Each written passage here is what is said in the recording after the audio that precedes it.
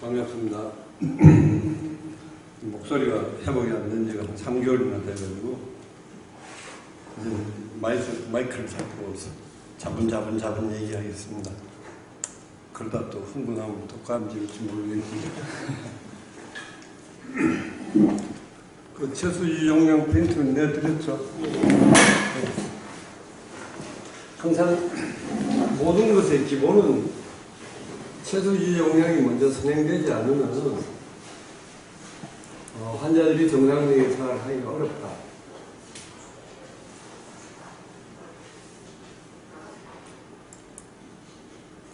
지금 2달마다 제가 근무하고 있는 안산연세병원하고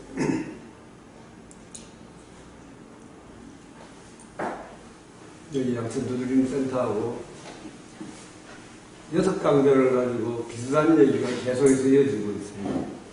전부 다 가장 중요한 것은 최소지 용량을 복용해야 한다는 거. 건강한 아기 출생 2강자인데 이거는 이제 병원사, 저희 병원사 하는 겁니다. 다음 달에는 6강자가 되겠고요. 지금 오늘 하는 게 2강자 건강한 아기 출생.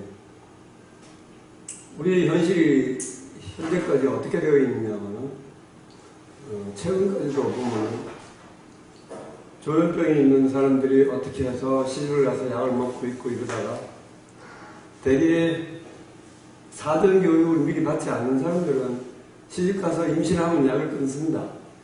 임신하기 전부터도 약을 대부분 끊는 사람들이 많고요. 그래서 약을 먹었다 안 먹었다 하다가 임신 초기에 이제 임신 초기에 약을 안 먹어서 정신병적인 상태가 돼가지고 대학병원 응급실로 가거나 이러면은 많은 대학병원에서 아기를 낙태시키고 가야 입원시키다 이렇게 노골적으로 요구하는 병원들이 꽤 있습니다. 그래서 이 임신과 수유에 대해 가지고 긍정적인 시각을 가지고 있는 선생님들이 많지 않다는 거. 모르긴 해도 반수는 턱도 없고요. 많이 봐서 한 20, 30%. 저 같은 경우에 제가 이런 강좌를 하기 전에도 전문의 따고서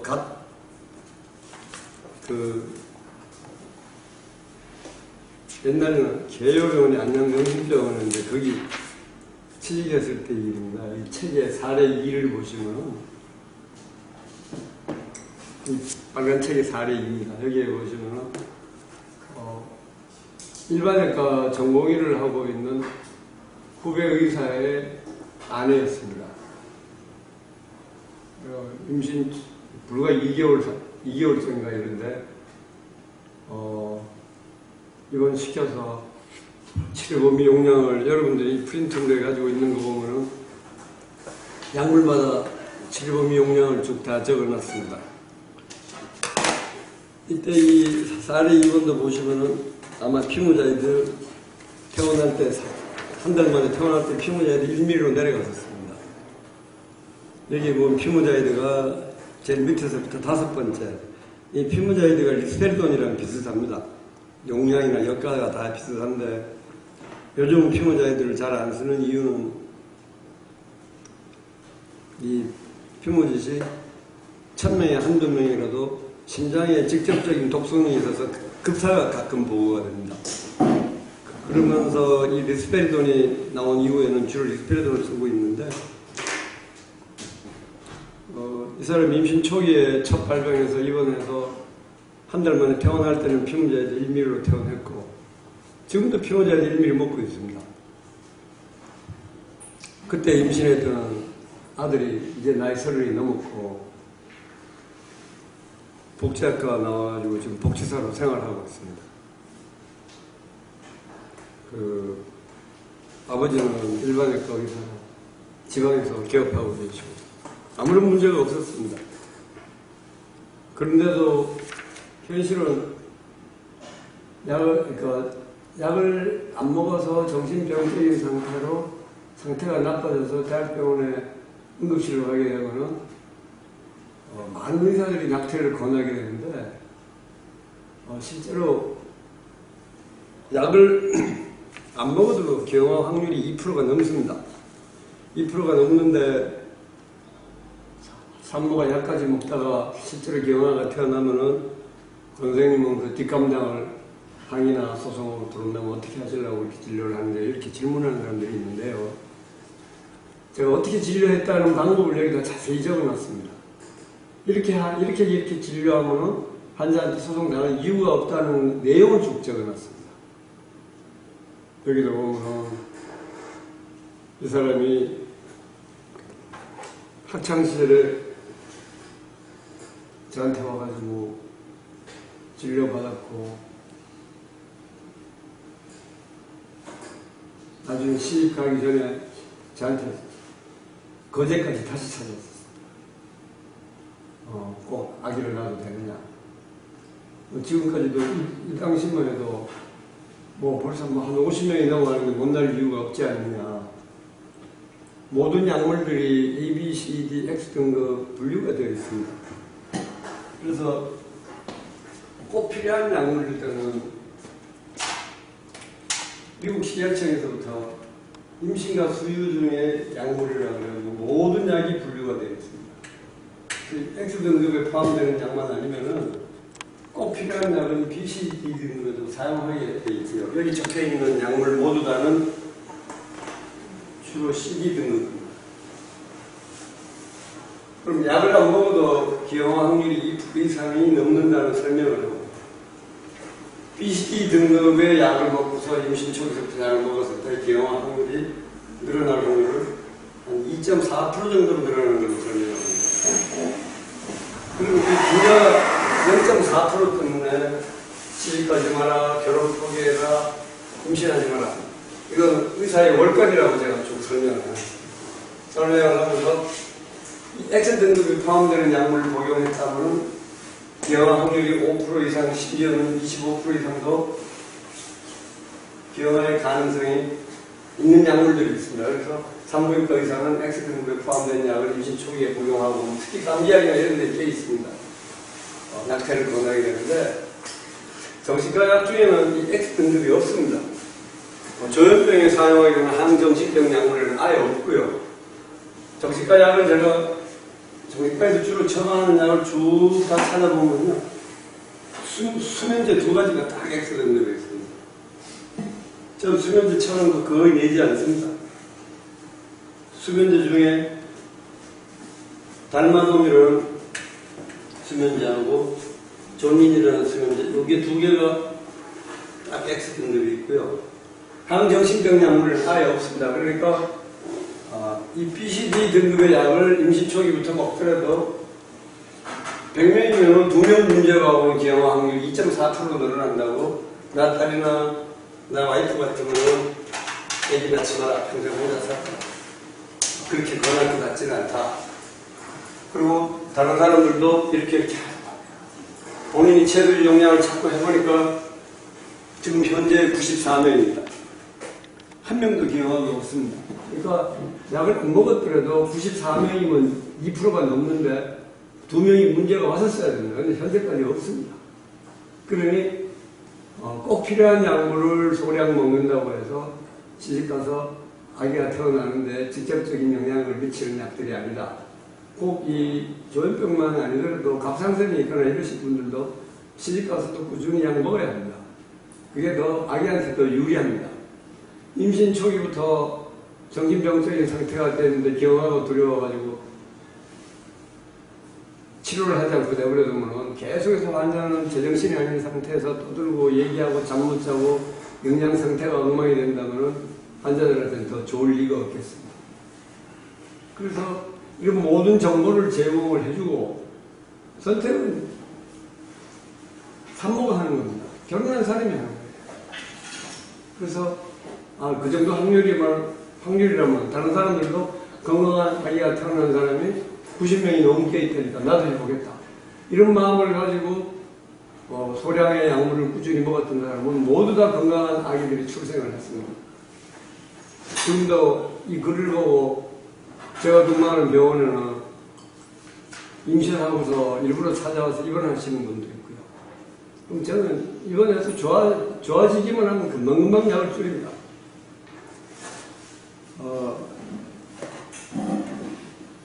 이 약물 도표에 보시면 피모자이드의 유지가 보통 입원하면 4mm, 리스페리돔도 보통 입원하면 3mm에서 4mm를 씁니다. 특히 여자분들 경우에는 3mm만 써도 좋아져요.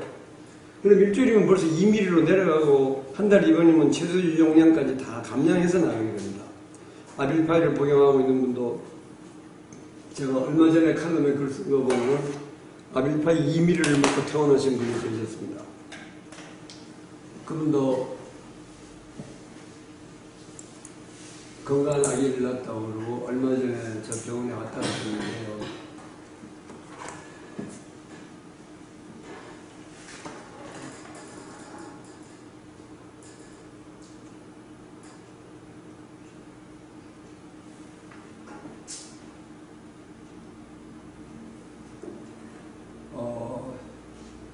저 병원까지 찾아와서 채소주 용량을 찾고 임신하고서 아기 낳는 사람들은 이제는 보통 일이 되어버렸고요. 여기 3차 행정 9번이라는 이분이 우리 카페 운영자로도 수고해주고 계시는데 이 글을 자세히 읽어보시면 자기가 졸업했던 대학병원에 몇 차례 입원을 했었습니다. 임신 초기에 약을 끊어서 정신병적인 상태로 찾아갔는데 아기를 낙태하라 그래서 아기를 낙태했었습니다. 그러다가 우리 카페를 알게 되고 저한테 다니기 시작하면서 지금 건강한 아들이 있습니다. 건강한 아들을 낳고 본인이 이런 경험을 해보니까 우리 카페가 다음에 있어서 네이버에다 알려야 되겠다고 그러고 이 글을 수도 없이 네이버에다 갖다 퍼날르고 거기서 얘기를 하고 하셔가지고 한동안 굉장히 제가 바빴던 적이 있습니다. 이분도 아빌파이 2만 먹어도 괜찮았습니다. 여기 여러분들이 가지고 있는 도표를 한번 보십시오. 아빌파이가 보통 여자분들이 입원하면 한 15mm에서 한 20mm에서 되게 다 좋아집니다. 그래서 아빌파이 2mm를 점차로 감량해서 2mm만 먹어도 쭉 괜찮으니까 약물이 아빌파이 같은 경우는 1mm, 2mm까지 굉장히 소량 내려가도 괜찮은 분들은요. 약을 끊어도 상당 기간 괜찮을 거라는 가정이 있습니다. 그래서 원래 모유 수유를 하지 않는 게 원칙인데 제가 어떤 건의를 해보게 되느냐면 대부분 이제 환자 부모님이 원하는 경우들이 많습니다. 보면은 아기 굉장히 소량인 것 같은데 모유 수유가 한 2주만 해도 아기한테 꼭 필요한 건 다 가능하다니까 태어나기 전 일주일 열흘 정도 약을 끊었다가 2주 동안 수유를 하고 다시 약을 먹어왔습니다. 그래가지고 지금 성공한 사람이 한 5명쯤 됩니다. 요 최근에는 한 명 실패한 분이 계세요. 상태가 나빠져서 약을 올리고 모유 수유를 갖다가 해보지도 못한 분도 있고 이렇습니다. 그러니까 이 채소 유용량까지 내려오는 데는 여러 가지 우여곡절들이 있습니다. 보면은 항상 한 30% 가까운 숫자들이 입원하고 있어도 다시 나빠지는 걸 경험하게 됩니다. 그런데 입원해서 상태가 좋아지고 난 다음에 나빠지는 것은 그렇게 두려워할 이유가 없습니다. 왜냐하면 몇 미리 정도에서 좋아졌다는 걸 이미 주치의가 알고 있습니다. 여기서 이 치료 범위 용량을 아빌파이는 15mm를 먹고 좋아졌다. 태어나기 전에 2mm까지 내려가는데 한 반 가까이는 성공하는데 이 사람은 한 3mm 내려오니까 도로 나빠져서 도로 10mm로 올라가면 바로보다 대부분 좋아집니다. 그래서 입원하고 있는 동안에 이 감량이나 나빠지는 거는 환자 입장에서 보면 내가 약을 끊지 않아도 약이 너무 빨리 너무 많이 내려가니까 다시 상태가 나빠진다. 그러니까 이 병에 대한 인식이 생기기에도 환자한테도 필요한 과정입니다. 그래서 저는 이 환자들이 좋아지고 난 다음에 여러분들이 도표 가지고 있는데 치료 범위의 용량을 복용하면 대부분 하루 이틀이면 다 좋아집니다. 그래서 벌써 일주일만 되면 감량하기 시작합니다. 일주일도 안 돼서 내리는 사람들이 있습니다. 왜 그런 가정이 있을 수 있느냐면요.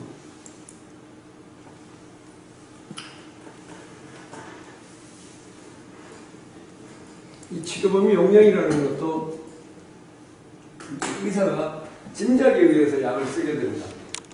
아빌파이를 체중이 50kg밖에 안 나가는 사람 같은 경우는 15ml 먹어도 그냥 좋아지는 사람들이 있어요. 그러면은 벌써 일주일이면 15가 아니라 10ml만 줬어도 좋아졌을 수가 있다는 가정이 있습니다. 그러니까 의사가 감으로 빨리빨리 줄여봅니다. 저 같은 경우는 특히 더 빨리 줄여봅니다. 특히 임신하고 있으면 더 그렇습니다. 오늘 학생도 대개 정신병적인 상태로 들어오면 12ml에서 16ml를 주는데 16ml를 줘가지고 좋아지면 바로 일주일 되기 전에도 16에서 12ml 내려옵니다. 왜? 12ml만 줬더라도 좋아졌을 수 있다는 가정이 있습니다. 할로페리도라는 약이 유일하게 주사약으로 이제 우리가 단기간에 쓰는 주사약으로 남아있는데 약을 안 먹으면 이 할로페리도라는 약을 쓰게 됩니다. 한 이틀만 5ml짜리니까 하루에 2대씩 해가지고 이틀만 주면 되게 다 좋아집니다. 그러면 이 사람이 10ml가 아니라 6.5만 먹어서 좋아졌을 수도 있겠다 싶으면 약을 더 빨리 줘요. 2, 3일만 해도 약을 더 빨리 줘요. 제일 많이 썼던 게 요새 만일에 리스페리온을 쓴다면 한 4ml나 3ml 쓰면 하루 이틀이면 다 좋아집니다.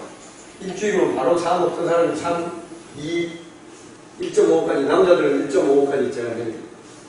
여자들은 2ml까지 나옵니다. 그래서 이 최소 유용량을 찾고자 하는 노력을 하는 경우에만이 이런 임신과 수유 중의 약물이라든가 부양회복까지 다 가능하다고 보시면 됩니다. 크로자핀이라는 약도 대부분이 아니라 한 70, 80% 정도는 크로자핀 한 100ml 정도에서 좋아집니다. 남자들도 200ml 이하에서 좋아지는 사람이 더 많습니다. 그러면 자꾸 일주일 만에 75, 62.5, 50까지 줄여봅니다. 그러다 보면 나빠지면은 100에서 좋아졌다는 걸 75에서 좋아졌다는 걸 알고 있으니까 바로 올리면 바로 좋아져요. 그래서 입원하고 있는 도중에 도로 나빠지는 것은 최소 유용량을 찾기 위한 과정이다 이렇게 이해해 주시면 또 환자도 상태가 나빠지면 자기가 다시 나빠졌다 약을 올려서 좋아지고 나면 나빠졌다는 걸 압니다. 아, 내가 약을 끊지 않아도 약을 너무 빨리 너무 많이 내려가니까 상태가 나빠지더라. 환자도 그걸 알게 됩니다. 그래서 병식이 생기기 위해서도 이 최소 유용량은 꼭 필요하고 여자 환자들이 시집가서 아기를 낳기 위해서는 더더욱 기본이라고 볼 수 있겠습니다. 그래서 제가 진료하는 차트에는 임신에 대한 문의가 있으면 즉 ABCDX를 꼭 차트에다 기록을 해줬습니다. 기록을 해놓고 설명을 했다는 걸 거기다 기록을 해요. 만약에 이제 앞으로도 경화가 제가 살아있는 동안에 한두 명은 태어나지 않을까 하는 생각은 드는데요. 만일 태어난다 한다 하더라도 의사가 이런 설명을 다 했고 어느 정도의 확률이 있고 이 정도 약물을 가지고는 임신과 아기 출생을 피할 이유가 없겠다는 설명을 다 했기 때문에 의사한테 책임 소지할 일은 없다는 생각이 듭니다. 그래서 특히 저는 이 경우에는 약물에 대한 부작용이 없도록 본인 스스로가 결혼하기 전에 만반의 준비를 갖추고 있어야 됩니다. 제가 이런 처방을 보고 카페에서 이런 상담이 딱 들어오면 줄 딱 끊어가지고 주치 교체 현상이라고 적습니다. 왜냐하면요, 여러분들 나눠준 항정식병 약물 도표를 한번 보십시오. 이 플렉사가 제일 자이플렉사입니다. 제일 밑에서 두 번째 올라지 잡힌 자이플렉사. 이게 10ml만 줘도 저건 좋아질 뿐 한데 여자들은 더더군다나 7.5ml만 먹어도 좋아집니다. 53kg밖에 안 되면요. 처음에 상태가 굉장히 나쁠 때 에이프렉사 7.5만 먹어도 잠 푹 자고 나면 그 다음날 바로 좋아지는 거예요. 그러면은 만약에 한 달 입원했다고 생각하면 여자들은 저 7.5까지 전 다 내립니다. 그러면은 시집가서 아기를 낳고 하는데 거의 지장이 없을 정도의 용량이 되는 겁니다. 그런데 병원에 입원하셨습니까? 네. 얼마나 입원했어요? 한 달. 네. 한 달 입원하고 퇴원한 용량이 이 모양입니다. 아니, 그러기 전에 더 많이 먹었어요. 아니, 그러니까 말할 것도 없다는 얘기고요. 그러니까 가족들이 아셔야 될 진실은 약을 많이 먹고 있는 사람은, 이런 처방을 내는 사람은 시집가지 마라, 결혼하면 어떡하려고 얘기를 그렇게 합니다. 물어보십시오. 근데 이것만 해도 과용량이고, 이것만 해도 과용량이에요. 한 가지면요. 근데 이걸 먹고 좋아져서 태어날 때 2.5ml 줄 줄 아는 의사선생님은, 이 정도 약 먹고 예방 잘 되고 그러니까 시집도 하고 하기 좀 나가보세요. 이런 대답을 하게 돼 있어요. 이것만 해도 좋아지는데 아벨파이를 겸사겸사해서 준 이런 처방은 있을 수가 없어요. 제가 오죽하면 후배들을 향해 주치 교체 대상이라고 쓰겠습니까? 그건 무슨 소리입니까? 전문의 자격이 없다는 소리예요. 환자들의 인생을 망가뜨리는 처방입니다. 이런 의사를 빨리 피할 줄 알아요. 저한테 하는데 약을 한 가지만 쓰면서 최소 용량을 찾아줘도 조현병은 예방이 잘 됩니다. 대부분 다 됩니다. 한 90% 이상은 됩니다. 그러니 이런 처방을 받고서 그냥 그럼 이 처방의 결과는 뭐냐면 하루에도 12시간 이상 심지어는 16시간씩 잠을 자면 다행입니다. 그것뿐만 아닙니다. 모든 일상을 그렇게 잠자고 할 수 있는 게 없습니다. 학교 선생님을 하더라도 쫓겨나게 되고요. 자기 일을 못해 맨날 졸고 다니는데 아무것도 할 수가 없습니다. 그러니까 먼저 이 에이프락사를 먼저 먹었습니까? 아밀파이를 먼저 먹었습니까? 처음에는 에이프렉스. 근데 왜 이걸 첨가했다고 그래? 근데 이제 에이프렉스 먹으니까 그게 막 처음에는 막 15ml, 20ml 그거 하고 그것도 어마어마한 용량이고요. 자, 뭐 남이 어떻게 했는 걸 관심 가질 것도 없고요. 오늘 어떻게 하시냐면은 네. 이 에이프렉사를 5ml짜리 하나하고 2.5짜리 하나 먹습니까?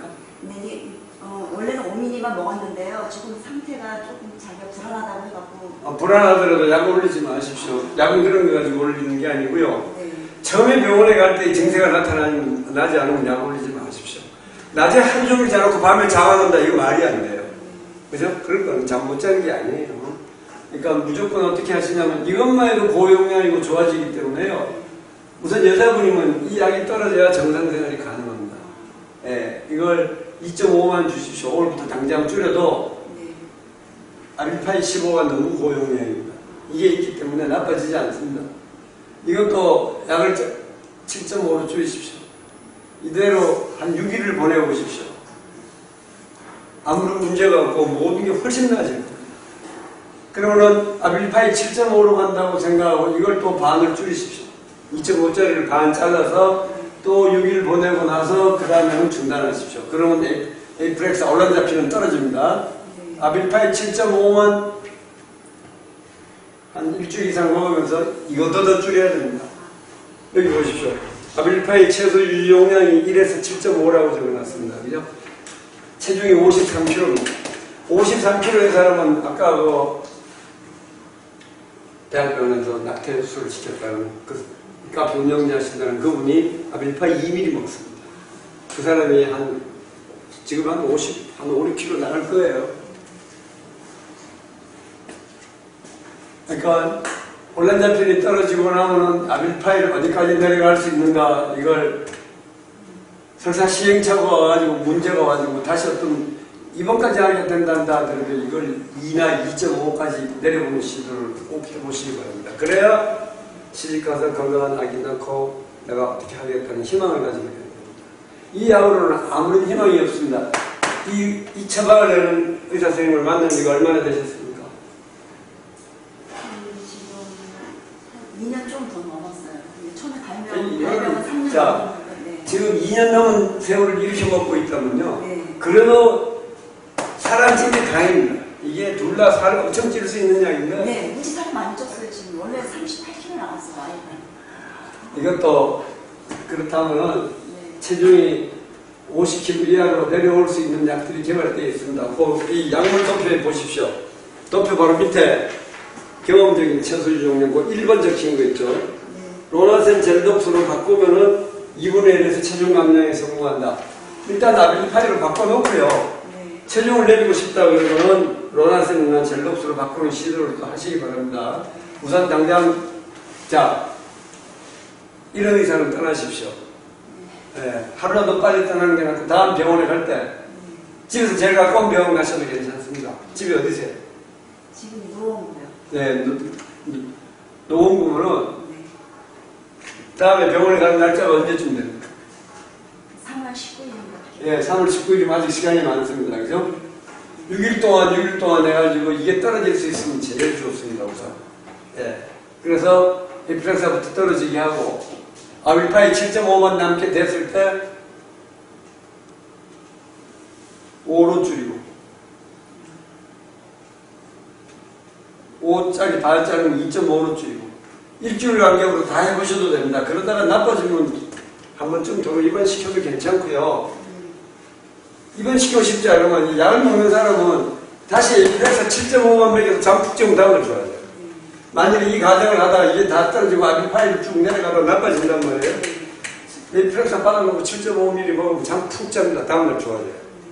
그럼 다시 여기서 만약에 2.5로 내리면서 한 일주일 이상 안 좋아졌다 그러면은 다시 되풀이하면서 아밀파이 5에서 스탑하면 됩니다. 그래서 3월 19일 날 병원 갈 때는 노구에서 이렇게 어느 병원인지 가도 괜찮습니다. 이런 과정을 했고 내가 아밀파이를 지금 7.5 먹고 있다. 아밀파이만 5 먹고 있다. 가서 얘기하셔도 돼요. 그것만 먹고 싶다.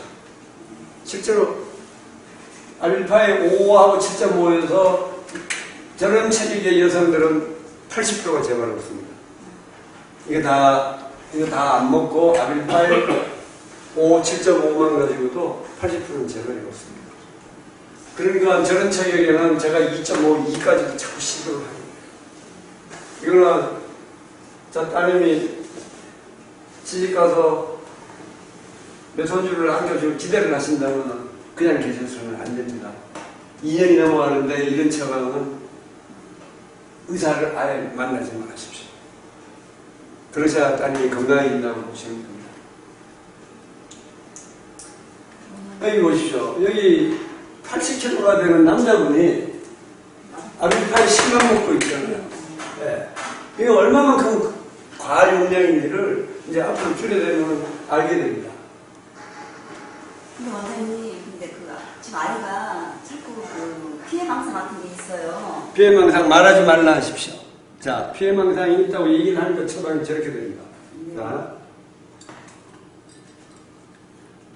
좋아지고 난 다음에 병원 가서 진료받는 방법을 들려요. 뭐 이상한 생각을 지금도 하세요. 아직도 그런 생각이 있는데요. 이렇게 처방이 저렇게 돼요. 증세에 대해서 얘기하지 마세요. 없어요 하는 게 제일 좋아요. 그럼 언제 약을 올리느냐? 가만 내비둬도 처음 병원에 갈 때 느낌이 딱 옵니다. 아이고 큰일 났네. 제일 처음에 어머님이 따님이 정신과 데려갈 때 어떤 증세를 느끼셨습니까? 제일 처음에. 그냥 자다가 며칠을 잠 못 잤어요. 아예 손을 예, 잠 못 자고 그 다음에 잠 못 자고서는 갑자기 새벽에 일어나서 뭔가 막 주섬주섬 행동을 하는 거예요. 무슨 행동을 한다고요? 허공이 되고 뭐를 이렇게 막 입에다 넣는 뭐를 넣는 행동. 보세요. 네. 말하지 않아도 이상하다는 느낌이 부모한테는 금방 옵니다. 누구보다도 부모가 제일 먼저 알아요. 그럴 때가 아니면 약을 깎고 올리지 마십시오. 만일에 약을 내려가는 도중에 아마 나 지금도 뭐 그때 이상한 생각들이 또 들리는 것 같아 이러면 야, 너 잠 8시간만 잤으면 약 절대로 올리지 말라고 안 좋은 얘기 하지 마. 일단은 너 병원에 또 입원해서 약 조절하고 나올래? 협박이 괜찮아. 말하지 말라 해서 말 안 하고 넘어가고 밥 먹고 잠자자면 괜찮은 거예요. 자, 약이 더 필요할 때는 아무리 옆에서 협박을 하고 얘기를 해도 먹혀 들어가지가 않습니다. 그러기 전에는 약 더 먹이나. 그리고 병원 다니는 방법이 진짜 의사 앞에 가서는 증세 얘기하지 마십시오. 저는 진료 시간에 한청이 아직도 남아있느냐 이런 질문을 거의 하지 않습니다. 나 25살인데 뭐예요? 뭐 좀 배우세요? 운전면허증 있어요? 뭐 나중에 중국이라도 여행 가려고 할 일 없으면 중국 회화나 좀 해보시죠? 이런 얘기예요. 언제 시집갈 거예요? 학교 공부 어디까지 했습니까? 학교 공부 어디까지 했어요? 지금 이제 고등학교 졸업하고 학교 하다가 그냥 몇 학년까지 다녔습니까? 대학은? 1학년. 예. 대학교 1학년까지 다녔으면 나이 25살이면 아직까지 할 게 많습니다. 네. 뭐든지 하나 더 배우게 하고 가르치게 하고 이게 필요합니다. 못한다 그러면 저 병원에 보내주세요. 제가 한 달만 맡겨주세요. 하도록 만들어서 도로 보내드릴게요. 그냥 내려둬서는 안 됩니다. 저 나이에 배우고 자기 실력을 갖추고 그래서 내가 시집 가서 아기를 낳았을 때 요새는 애들 다 엄마가 인터넷 할 줄 알아야 되고 자동차로 싣고 다녀 운전면허증도 따게 하고 다 하세요. 다 할 수 있습니다. 네. 이분은 아빌파이 신 먹은 지 얼마나 되셨어요? 1년도 안 됐어요. 1년. 원래 체중이 정수기가 치료를 언제부터 받았습니까? 9년 전. 9년 전이면. 네, 9년 전에는 고3 때라고 보고요. 대학교 네, 대학교 1학년 때라고 보고. 네. 그러면 그때 체중이 몇 킬로였어요? 그때는 아주 말랐었죠. 네, 몇 킬로쯤 됐어요? 한 70? 네네, 그 정도 됐어요. 네. 이게 아빌파이도 살찌는 부작용이 잘 옵니다. 그리고 아빌파이 여기 한번 보십시오. 도표에 보시면은 밑에서 세 번째입니다. 최소 유용량을 1에서 7.5라고 적어놨습니다. 네. 네. 아빌파이 10만 먹은 지 얼마나 됐어요? 그거는 1년 안 됐죠. 1년 안 됐어요. 자, 그러니까 아빌파이 10만 주는 의사 선생님은 많은 노력을 하시는 분이세요. 적어도 이런 처방은 차원이 달라요. 그전에는 자이프렉스 OS 계속 올려서 너무 많은 약을 줘서 먹으니까 계속 아무것도 못. 그런데 어떻게 이렇게 변했어요? 그래서 계속 5만 줬더니 계속 한청을 하면서 일상생활을 했어요. 우리 힘들었어요. 계속 한청이랑 같이 9년 동안 지냈죠. 그러면서 이제 거기서 살이 찐다고 하니까 아빌파이정으로 옮겼는데 아빌파이정도 막 15 이렇게 해서 그 이제 12 이렇게 해서 2를 먹였더니 15 해서 5를 먹였더니 자이프렉스 계속 5를 먹였으니까 다시 아빌파이정 5를 먹였더니 5를 먹어서 또 한청이랑 같이 살았어요. 그런데 약이 자르지를 못하게 딱 10, 20이 나왔어요. 그래서 12개가 그래서 10을 그 약을 다 치우고 10만 저희들이 먹였더니 5ml 먹었을 때보다 훨 좋아져서 계속 지금 그거를 먹이고 있어요. 네.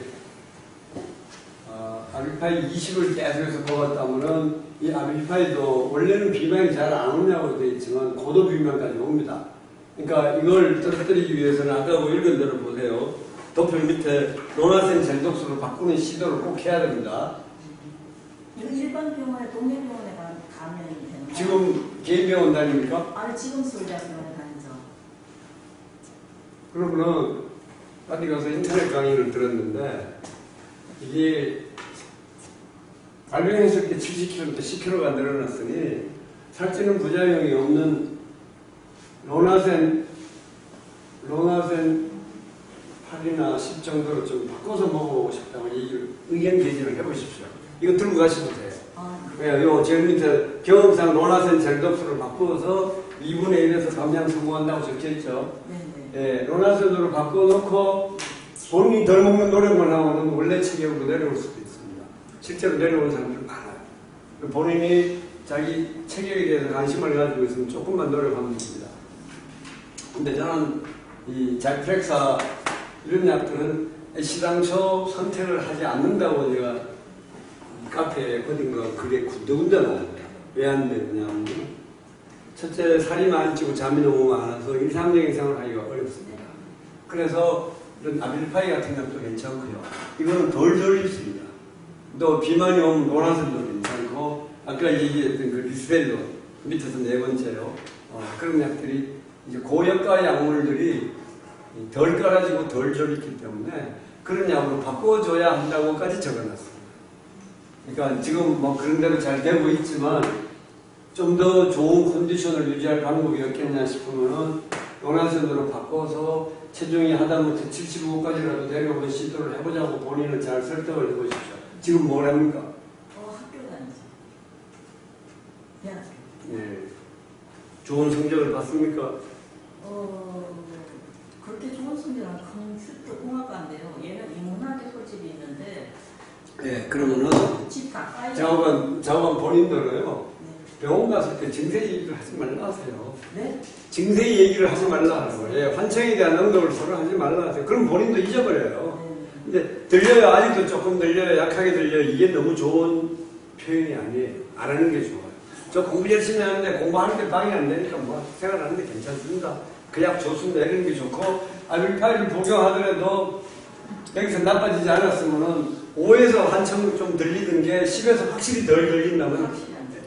예, 그건 잘하신 거예요. 잘하셨는데 7.5로 해볼 필요가 있어요. 예. 자, 5에서는 확실히 증세가 더 나타나고 10에서는 다 사라졌다. 네. 그럼 7.5는 어떨까? 이게 필요하다는 거죠. 그래서 그것도 벌써 해보는 게 좋았고, 그 다음에 그거 하기 차라리 로나센 8이 나왔습니다. 저희 아들 로나센 8짜리 했습니다. 달랑 한 개짜리. 한번 바꿔보고 싶다고 그래가지고. 근데 이제 바꿀 때 그냥 바꾸면 좀 고생할 줄 모르지만, 로나센 한 12나 12 정도를 한 일주일 정도 먹고 난 다음에 8로 내려봐도 괜찮습니다. 그래서 부드럽게 바꿔지면 제일 좋다 이렇게 생각을 하십시오.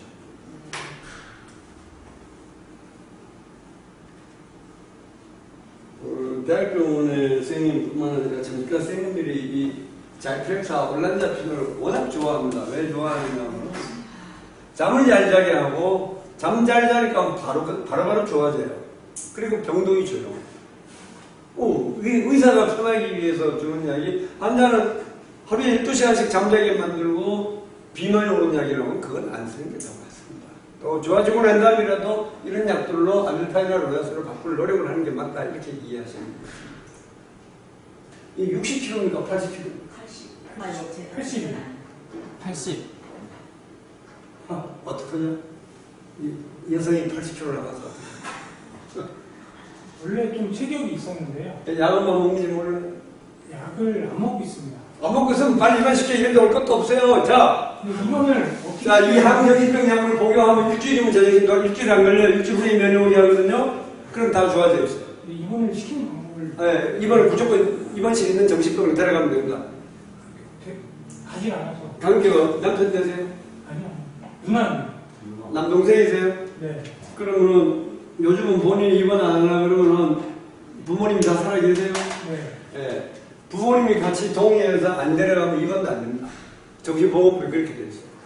본인이 뭐 순순히 뭐 집에 가겠다고 딴강 부리지 않으면 뭐 모르는 채로 할 수는 있어도 입원 여건이 부모의 동의가 있어야 입원할 수 있습니다. 두 사람. 네. 예. 부모님 모시고 정신병원이 있는 곳으로 가서 무조건 입원시키십시오. 그리고 일주일 있으면 좋아집니다. 아니, 입원시키고 일주일 후에 면회하면 좋아져 있다고. 데리고 있으면 안 가겠다고 막 소리 지르고 뛰어다니고 도망다녀서. 자, 그래서 본인이 만일에 경찰을 부를 줄 알거나 이런 능력이 있는 사람이라면 입원 못 시킵니다. 대부분 정신병적인 상태에서는 그런 능력이 없습니다. 네. 없으니 여기 상담실이라도 글을 올리십시오. 여기 사이프리 상담실에다 글을 올리면은 여기서 제가 뭐라고 정신보호법 강제로 입원시키는 보호 입원을 즉시시키십시오. 뭐 이렇게 글을 제가 써요. 그러면은 그거라도 복사해가지고 있다가 만일에 거꾸로 환자가 보호자를 부르고는 정신병의사 선생님이랑 상담했는데 강제로라도 입원시키는 보호 입원을 입원시키라 그랬다. 강제로 하는 보호 입원 대상이 아니니까 즉시 입원시키십시오. 이런 표현이 잘 나가요. 그럼 그거라도 복사해가지고 있다가 여기 입원시키는 방법을 가끔 묻는 사람들이 있어요.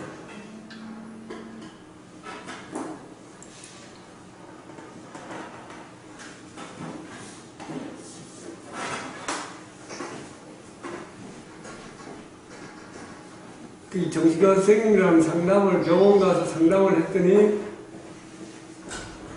강제로 입원시키는 보호 입원을 시키라고 했다. 이렇게 얘기하면 돼.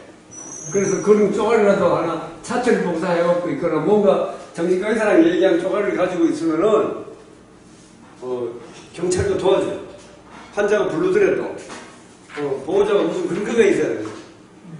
자기 소견으로만 강제로 입원시키도록 도와달라고 그러면은 경찰도 우리가 뭐 정신병적인 상태인지 아닌지 모르니까 정신보호법 이런 경우는 못 도와준다 이렇게 나옵니다. 그러니까 요새는 강제로 데려가기 위해서라도 그렇다고 이제 병원 와가지고 환자를 안 데리고 와서 상담을 하면 의료보험이 안 됩니다, 처음에. 그럼 병원비만 또 쓸데없이 한 돈 10만 원 정도 나와요. 그러니까 이런 데서라도 정신과 선생님 강제로 입원시키라고 제가 답을 달아야 됩니다. 강제로 입원시키는 보호 입원을 시킬 대상자니까 즉시 그러니까 폐쇄병동에 있는 입원실에 들어가서 입원시켜서 치료받도록 하세요. 그런 걸 갖고 있다. 무조건 의사가 있는 그러니까 폐쇄병동에 있는 데 모시고 가서 한 달 다 입원시킨다 생각하시면 돼요. 네, 대개 입원하면 일주일 후에 면회 오게 하면 대부분 다 좋아져 있습니다. 그렇게 이해하면 됩니다. 근데 약도 안 먹는 사람이 살을 왜 이렇게 쪘어요? 원래 체격이 있었는데요. 먹는 거 그러니까 상태가 안 좋아진 상태에서도 막 먹는 거를 막 먹어요. 네, 먹고 대개 다 환자들이 이 정신병적인 상태에서는 뭔가 이 피의식이나 망상이나 그 불면이나 이런 것들이 잘 오기 때문에 배짱 말라요. 왜 이렇게 살이 쪘나 싶어지는 거예요. 그게 아무튼 또 우울증이 심하게 와도 이 비만이 오는 수가 있기 때문에 저는 환자를 데려가서 의사 선생님 만나서 의사 선생님이 보고 이번 결정이 필요하다는 그런 것들이 있어야 되고, 아까 저희 병원 같은 경우에는 그 원무과나 행정원장한테 상담을 하면요, 서류를 뭐뭐를 갖춰가지고 오세요 이렇게 얘기를 해요. 여기에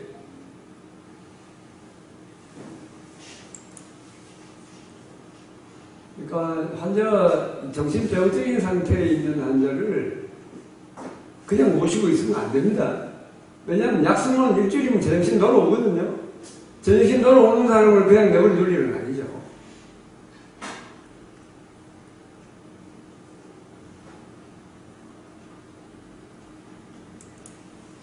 방금 봤던 것도 찾기가 어렵네요.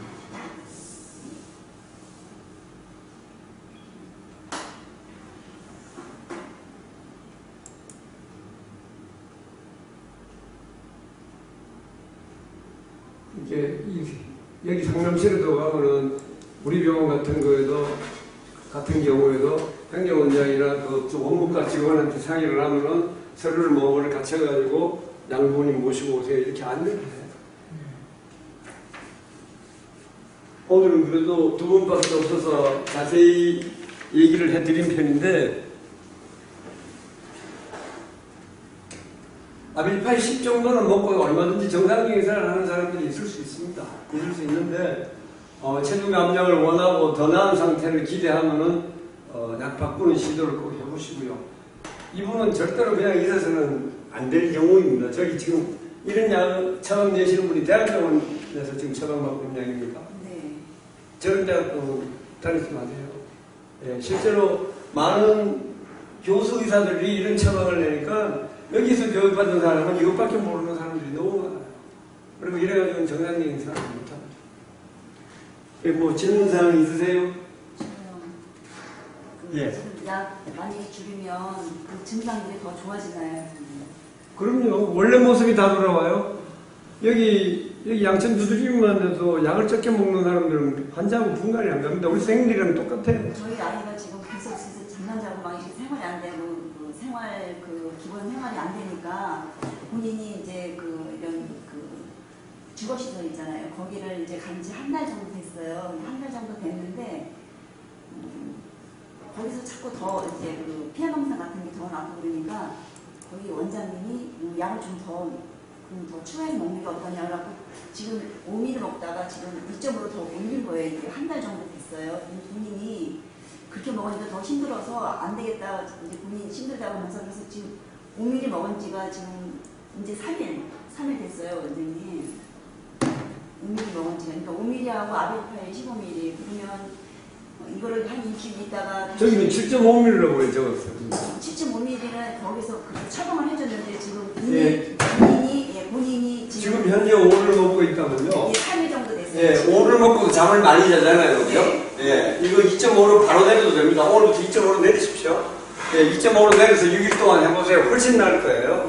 이것도 반으로 줄이세요. 이것도 반알만 면도칼로 딱 잘라도, 왜냐면 이것만 해도 가용량이에요. 그래서 6일 쓰고 난 다음에, 진짜로 훨씬 더 낫구나 이런 생각이 드시면은 2.5 먹던 걸 또 반으로 또 잘라서 6일 했다가 그 다음에 끊으세요. 아빌파이 7.5만 해도 제발 안. 네. 아빌파이 7.5에서 만일에 저 아빌파이가 잠을 못 자면 이제 잘 나빠질 수 있어요. 네. 잠을 못 자면 그때는 얼른 5mm 도로 주면 됩니다. 5든 2.5든요. 그렇게 해서라도 저 혼란 잡힌 자이프렉스를 떼내도록 하고 아빌파이만 먹으면서 거기 노원구에도 그 장순기 선생님이라고 계십니다. 저 선배님 되신데 거기도 스님이 약 많이 안 쓰세요. 어디에? 찾아보고, 노원신경정신과예요. 노원신경정신과. 제목이요. 병원. 네, 노원신경정신과 의원. 병원 좀. 이 카페 칼럼 보시면은요, 추천 의사가 지역별로 있어요. 근데 좀 연세가 드셔서 좀 추천하기가 그렇기는 한데요. 노원신경정신과. 네, 약을 어떻게든지 최소 용량을 쓰는 선생님을 만나야 되고, 환자나 보호자들도 최소 용량을 찾는 게 우선이 돼야 모든 것들을 남들이랑 똑같이 할 수 있다. 아무튼 조현병은 치료 원칙이 약물 치료로 깨끗하게 낫는 병이다. 원래의 모습으로 다 돌아와야 한다. 여러분들이 가지고 있는 도표 중에서 이 약물들이 전부 다 항정신병 약물을 클로자핀 빼놓고는 모두 다 1차 약물을 합니다.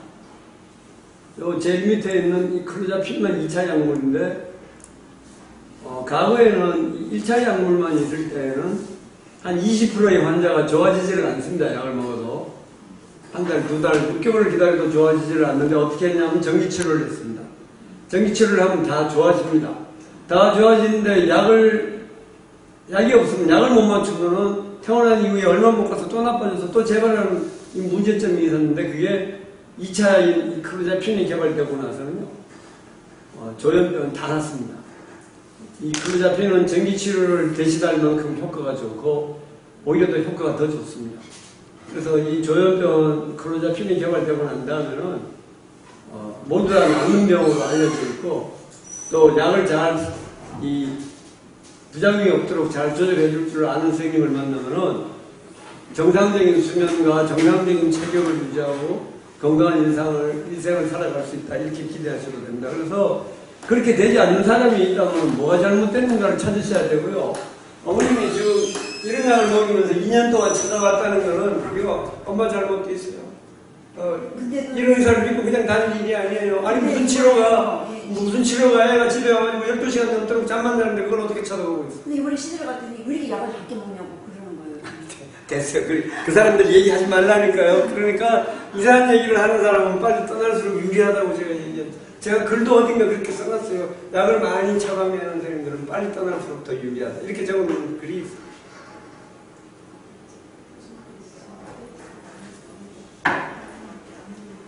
저기 아비리파이 10mg을 먹고 결혼을 해서 애들을 놀으면서 애들을 놓을 수 있나요? 네, 아무 탈 없습니다. 아비파이 10 정도면 남자가 아비파이 10 정도면 괜찮습니다. 예, 뭐 살찐 것도 저 정도면 난 감수하고 살겠다 하면 굳이 안 바꿔도 되고 그렇습니다. 예. 그러면 그 걔가 외국계를 가려고 하는데 그럼 약을 어떻게 계속 먹을 수 있는 거예요? 뭐 아비파이 10만 먹으면 됩니다. 아비파이는 외국에도 많습니다. 그냥 살 수 있나요? 의사를 만나야죠. 그냥 사는 게 어디 있습니까? 어디를 가든지 간에 그러니까 정식 의사를 안 만나고 그냥 치료약은 공급받을 길은 없습니다.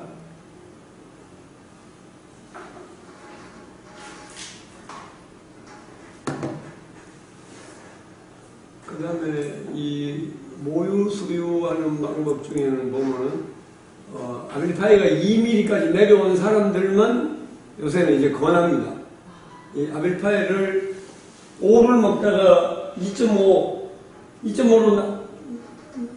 나빠져서 다시 올라갔다 5 먹다가 그 다음 또 내리고 싶으면 4로 내리는 겁니다. 2주 있다가 3으로 내립니다. 3에서 2.5 내릴까 말까는 이건 한참 있다가 고민을 해야 됩니다. 그러니까 어느 시점에서 나빠졌는가는 아주 중요한데 2mm까지 내려가서 성공을 했던 사람들은 3주 정도는 약을 끊을 수 있겠다는 생각이 드는 겁니다. 그래서 이 채소 유지 용량이 아빌파이를 1mm 먹는 사람도 많지는 않지만 한 5손가락쯤 됩니다. 그러니까 그렇게 먹는 사람들은 이제 진통이 오기 시작하면서 약을 중단하게 합니다. 그럼 벌써 한 4일 젖이 돌기 시작하면 한 4일째, 5일째 되면은 우리 몸에 한 1% 정도밖에 남지 않습니다. 아빌파이가 워낙 소량인데다가 거의 1%밖에 안 남아있다면 우리 몸에 없는 거랑 마찬가지입니다. 그러니까 그때부터 젖이 돌기 시작하면은 약을 끊고서 한 4일 지난 시점부터 시작해서 모유 수유를 하기 위해서 2주 동안, 저는 심지어는 한 20일을 먹이라고 그럽니다. 그리고 아무 탈이 없으면은 다시 자기가 먹던 알파 2 정도를 먹게 합니다. 그러니까 제가 현재 지금 모유 수유를 한 5명 정도 했다는 사람은 모두 다 2mm까지 내려와서 성공한 사람입니다. 그러니까 그 중에는 1mm 먹는 사람들이 있어요. 네, 그래서 이 2년 넘는 가정에 약을 한 번도 안 끊었습니까? 그것도 참 미련해요. 한 번쯤 끊어보고 본인이 재발 경험하는 게 오히려 더 병식 생기는데 더 좋아요. 2년씩이나 저렇게 떡이 되는 약을 먹으면서 잠만 자고 어떻게 저렇게 지내게 해요? 그러니까요. 무슨 이렇게 뭐 나가는 것도 그냥 힘들어하고 정말 침대로 붙어 있어요. 어느 서울대학입니까? 서울대 다니다가 거기서 약을 이거보다 더 많이 줬어요. 그래서 제가 3.0으로 지금 3.0을 다니고. 제가 감히 얘기할게요. 요새는 대학병원 처방전이 약을 너무 좋아하는 의사들이 많이 남아서 대학병원 처방전이 태반이 이렇습니다. 정상적인 생활을 못합니다. 그러니까 하루빨리 떠나서 부작용이 없게끔 최소주정량을 찾는 의사를 찾아야 합니다. 대학병원이 경비도 2배 이상 비용만 많이 들고 약만 많이 줘서 실제로 정상적인 생활을 하지 못하는 사람들이 너무 많습니다. 그러니까 약을 어떻게든지 줄이고 최소 용량을 찾으려고 의사를 만나야 된다 이렇게 이해하셔도 되겠습니다. 아버님 또 어떻게 멀리서 오셨어요? 네, 저는 이따 좀 상담 좀 예. 끝나가시죠. 그래서 공개적으로 약에 대한 질문은 없어요? 그걸 지금 약은 뭐 먹고 있죠? 노라센 6mm하고요. 6mm. 디아제팜 10mm하고. 디아제팜이야. 잠자려면 안 먹어도 되는 약이고. 노라센으로 노란색 6이 좀 약하다는 생각은 없어요? 그렇게 약하다는 생각이 있는 본인은 그 전에 약에 대해서 체중이 몇 킬로죠? 지금 한 75kg 정도. 키가 예, 자꾸 무슨 문제가 오면은 팔이 더 유리하지 않나 이것도 좀 상의해보라 그러세요. 상근이 어머님은 지금 특별히 약을 줄이고 싶은데요. 지난번에도 2달 전에도 여기 오셨었는데 예. 약을 현재 못 먹죠? 근데요, 이번에 의사 선생님 잡아주셨어요.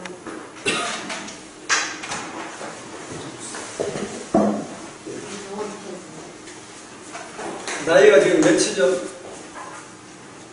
47, 47세고 체중은 얼마나 나가요? 60 정도. 체중은 늘었어요, 아주. 많이 늘어나면 그러진 않네요. 네.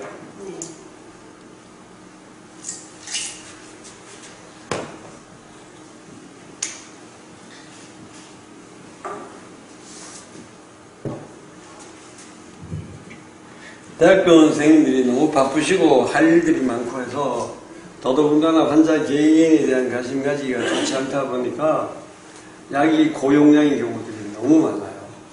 그래서 이 병은 예방만 하면 되는 거지 과용량은 문제들을 다 일으킨다 이렇게 보시면 되겠습니다. 호젠틴, 벤즈라고 썼어요. 벤즈라고 썼어요.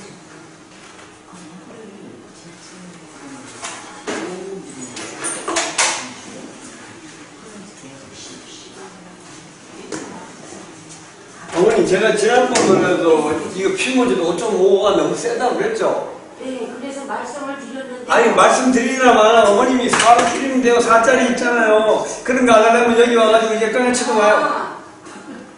무슨 말씀인지 알았어요. 보세요. 피모자에다가 4mm짜리가 있고 1mm짜리가 있습니다. 그죠? 네. 이거 4짜리 하나 줬을 거고 1짜리 하나 줬을 거고 요거 반 잘라서 줬을 거예요. 그렇죠? 예. 그럼 이거 안 맞으면 되지. 아니 무슨 의사가 왕이에요? 제가 그랬어요. 의사 왕 아니에요. 그리고 너무 순종해야 된다 이런 생각 버리세요. 그러니까 우리 특히 정신병원에 가면은 제왕처럼 훈련하는 의사들이 진짜 많은데 어머니 보세요. 지금 60kg에 4도 너무 세요. 4도 센데 아니 4만 먹고 오니까 어떻더라 그래야 내가 오늘 뭐 얘기를 해줄 말이 있죠. 이거는 이래가지고 아니 오늘 또 왜 왔냐고 그래요 제가. 아니 다음에 이렇게 먹이를 모시면 안 돼요? 아니 차라리 저 안 보면은 제가 혈압이라도 안 먹어요. 어머니 저 혈압약 먹어요 진짜. 그래서 선생님 말씀을 믿으니까. 아니 믿으면 뭐예요? 2달 전에 합니다. 아니, 그것뿐이에요. 자, 보세요. 자, 어머니. 오늘 제 얘기 잘 들으세요. 4로 줄여서 일주일입니다.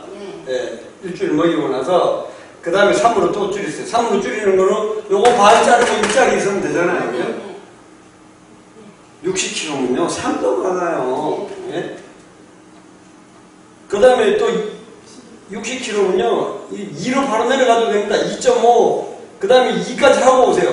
2달 후에 2 안 먹이면 모지 마세요. 자, 그 다음에 2를 먹였더니 안 좋아져가지고 또 돌아 올렸다. 이런 얘기를 하셔도 돼요. 예, 만일에 나빠지면 돌아 올리면 돼요. 돌아 올릴 때 5까지 안 올려도 돼요. 4만 올려도 가위 올려요. 제가 피부자에 대해 반응 오는 사람이 4에서 반응 안 오는 사람 없어요. 엄청 세. 어머니 꼭 그렇게 하고 오세요. 그 다음에 또 오시려면은 이거 안 해보면 오지 마세요. 어머니 제 혈압 올라가서 그래요. 저좀 오래 살게 이 목소리하고 보세요. 이게 지금 석 달 됐습니다. 목소리가 안 돌아와요. 근데요, 왜 이렇게 오냐면요. 선생님 병원에 다닐 때는 직장 가기 다니던 내가 선생님 떠나고 나서 다른 병원 가가지고는 아무도 못하니까. 제가 아까도 얘기하잖아요. 이 약을 하나라도 덜 먹이려고 노력하지 않는 의사는 피하는 거예요. 대한민국의 정신과 전문의가 3,500명이 넘어요. 그런데 왜 해피면 약 자꾸 하나라도 더 주려고 그런 의사는 왜 만나고 다니냐고요. 이게 진짜 아니에요. 젊은 나이들만 망가져요. 그러니까 줄이다가 무슨 문제가 왔다는 거는 어떻게 도와줄 방법이 있는데, 아니, 미련을 내고 계속해서 먹이겠다는데, 뭐 더 할 얘기가 뭐 있어요? 없어요. 저는 문제 왔어요. 자, 조현병은 대전제가 다 낫는다. 안 낫는 경우가 실제로 거의 없어요. 이 클로자핀을 써가지고 뭔가 깨끗해지지 않는 경우에도 일단 정기치료하면 다 좋아져요. 다 좋아지면 그 다음에는 클로자핀으로 약을 잘 맞추면 다 정상적인 생활을 할 수 있어. 그런데 간혹 이 클로자핀이 4량, 5량을 써도 안 잡히는 경우가 있어요. 그거는 클로자핀 쓰는 사람의 또 한 1, 2%밖에. 클로자핀이 아까 20%가 꼭 필요하다고 그랬어요. 100명이면 20명은 2차약을 꼭 써야 돼요. 그 중에 한 1, 2%. 그러니까 20명이면 한 명도 안 돼요. 그건 아주 극소수의 사람들이 간혹 왜 저럴까. 근데 그런 경우도 정기치료하면 다 좋아져요. 일단은 정기치료를 하더라도 무슨 수를 쓰는지 간에 제정신으로 빨리 돌려놔야 돼요. 치료범위 용량을 먹으면 일주일도 안 걸려요. 하루 이틀이면 제정신 돌아옵니다. 그 다음에는 부작용이 없게끔 어떻게든지 최소 유용량을 찾아서 정상적인 생활을 할 수 있도록 도와주면은 시집가서 건강한 아기는 낳는데 지금까지 제가 한 명도 기형아를 경험을 못했어요. 물론 이런 마음을 가지고 환자한테 있는 설명을 하고 이렇게 하니까 남들도 되더라고 얘기를 하니까 하늘이 저를 보호해 주신 것 같아요. 제가 그런 느낌도 들어요. 제가 환자한테 열심히 일하거나 이러다 보면은 어떨 때는 하늘이 나한테 이걸 가르쳐줬다.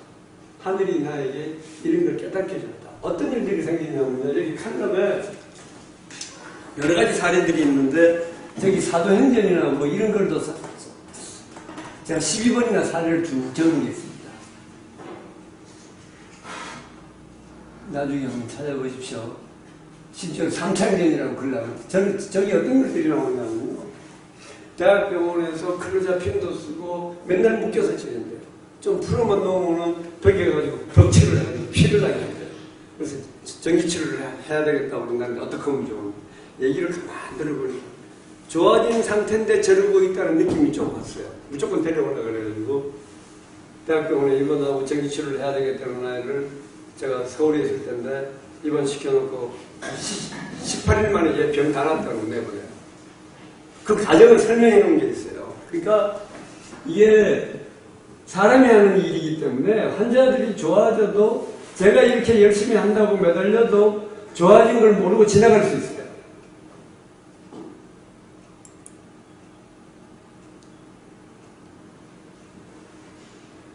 저기 클로자핀 같은 거 나타났습니다. 쉽게 찾아요. 클로자핀에 대해서 아주 깨끗하지 않는 사람은 이 글을 10개 좀 읽어보시고요. 사도행전 9번인가 가면 지방대학병원에 있었던 사람인데 결국 이 사람이 나중에는 많은 환자들이 좋아지고 난 다음에 나는 정신병이 아니기를 기대해요. 젊은 아이들뿐만 아닙니다. 지금 어머니 아버님 연세에도 이 병이 처음 올 수가 있어요. 처음에 오면 약 먹으면 일주일은 좋아져요. 그런데 입원해 있는 곳이 정신병이고 내가 이상한 행동했던 것들이 다 생각이 납니다. 다 생각이 나니 야, 딴 사람들이 나보고 정신병자라고 그러겠네. 그 소리는 정말 듣기 싫은 거예요. 그러니까 정신병자가 아니라는 항변을 하기 위해서 좋아지고 난 다음에도 니들은 좋아졌다 그러지만 나 좋아진 게 아니야 그러고 머리를 벽에다 갖다 좁아가지고 피가 흘러요. 실제로 그렇게 해요. 저 병원에 옮겨놓고도 밥 먹으라고 풀어놓으면 싹 틈을 봐가지고 가가지고 팍치를 해가지고 피를 나게 만드는데 나중에 가만히 보고 있더니 저놈이 쇼를 하고 있다는 게 보여요. 그거요. 입원시켜서 그 의사가 병동에 자주 들락거리다 보면은 벌써 일주일, 2주일 지나가면은 저 아이가 뭐 때문에 저렇게 하고 있다는 게 느껴져요. 그래서 약 다 끊어버리는 거예요. 약 세게 쓰던 거 다 끊어버리고. 그러니까 이 친구가 지금 클로자핀도 안 먹을 겁니다. 나중에 이런 글도 한번 읽어보십시오. 그러니까 나중에는 클로자핀까지 다 끊고요. 안에서 200ml 먹을 거예요. 그러니까 이 만성질환은 사람이 하는 일이기 때문에 길이 있습니다. 다 정상적인 생활을 하는데 내 딸은 이래가지고 시집 절대로 못 보낼 것 같다. 뭔가 잘못됐다고 생각하시면 돼요. 그리고 그럴 경우에 제가 저 병원에 무조건 한 달에 입원 시켜버리라고 그래요. 그러면은 뭔가 길이 안 보인다면 뭐 때문에 안 된다는 그 길이라도 알아야 돼요. 왜 이렇게 됐다. 자, 병난 지 벌써 20년이 흘렀어요.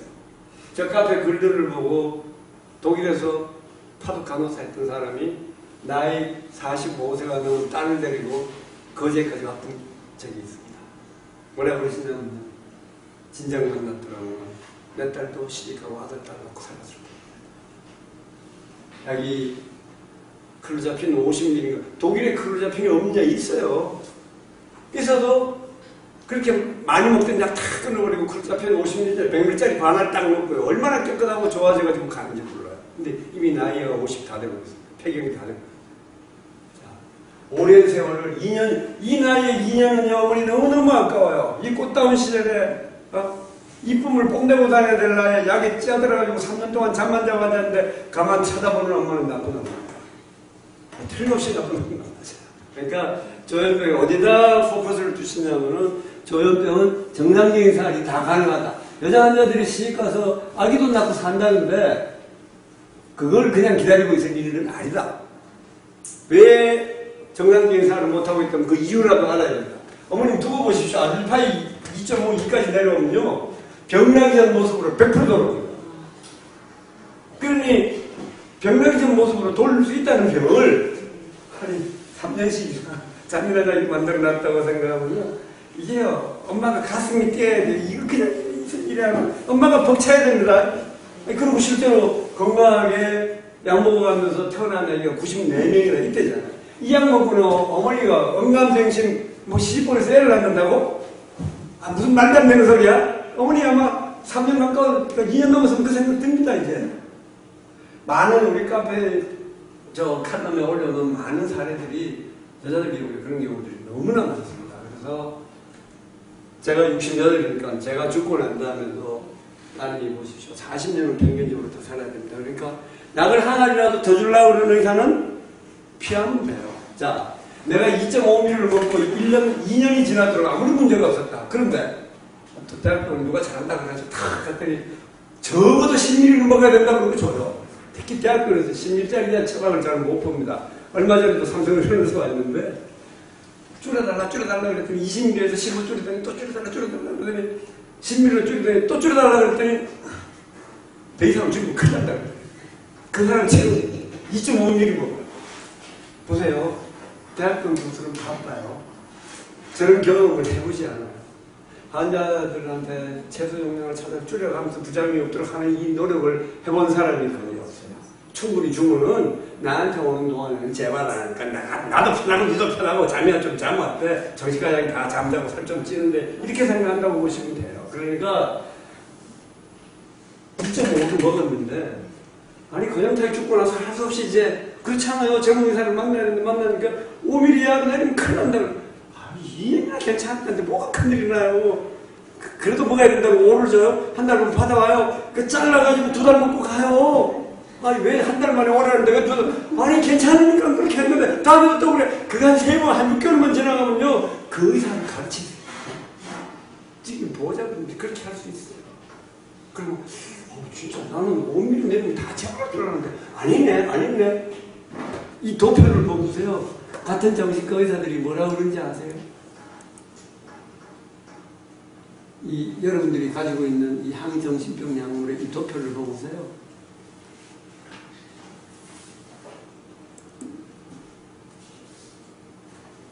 뭐?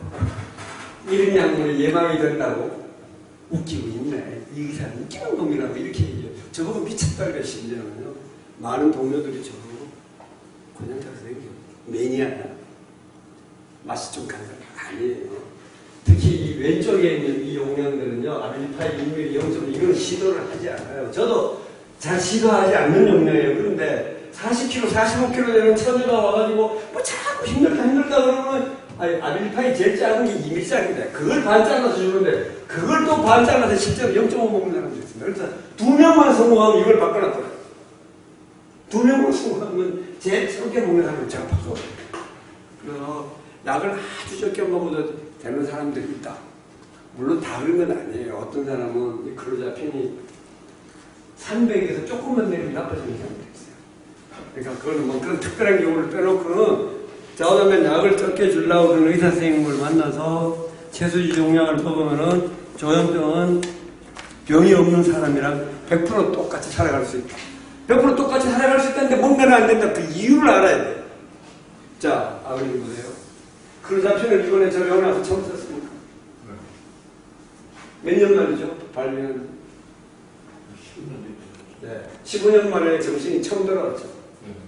자, 제가 이제 칼럼에 보면, 저기 제일 위에 보면 20몇 년 만에 제정신 돌아왔다고 글 써놓은 거 상담실에 있었죠? 그걸 보신 적 있죠? 예, 24년 만에.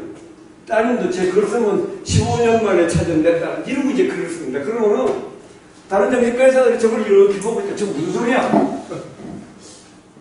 저 도대체 무슨 소리야? 한참 보다가는, 그냥 이게 좀 도둑놈이네. 실제로 그렇게 얘기합니다. 자, 이 클로자펜도 왜냐면요. 클로자펜을 처방 낼 줄 모르는 정신과 의사가 현재 우리나라의 90%는 처방을 안 냅니다. 지금 따님 같은 경우에도 15년 동안 만났던 의사는 사실은 전부 소송의 이상입니다. 정신과 의사가 20%는 좀 1차에 반응을 안 오면 2차에 써야 된다는 걸 15년 동안 내가 내 딸을 데리고 다니는 의사들이 몰랐다? 이거 용서할 수 없는 일이에요, 사실은. 왜? 내 딸은 어디 가서 보상받습니까? 이게 이런 문제점들이 있는데, 그러니까 제가 자꾸 하는 얘기가 조현병은 다 낫는다. 다 낫는다는 전제를 가지고 내 딸은 그래도 시집보낼 상황은 안 된다고. 왜 안 되느냐 그 이유를 알아요. 자, 15년이나 돼가지고 더 좋아졌다는 모습이 아버지한테 빈정거리면서 말하고 툭 하면 속상하게 만들고 속 뒤집어 놓고 그거 이미 인격이 좀 비딱해집니다. 그런 걸로 만일에 시집을 못하겠다 이런 문제점이 있으면 이건 어떻게 이런 걸 상의할 수 있는 걸 모르지만 정신은 다 돌아와야 돼요.